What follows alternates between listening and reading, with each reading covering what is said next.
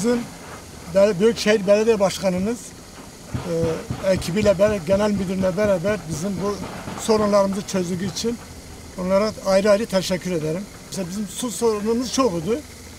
Bazı yüksek yerlere suyumuz gelmedi. Şu anda işte bu çözüldükten sonra inşallah biz köy sorunu çözülür, su sorunu.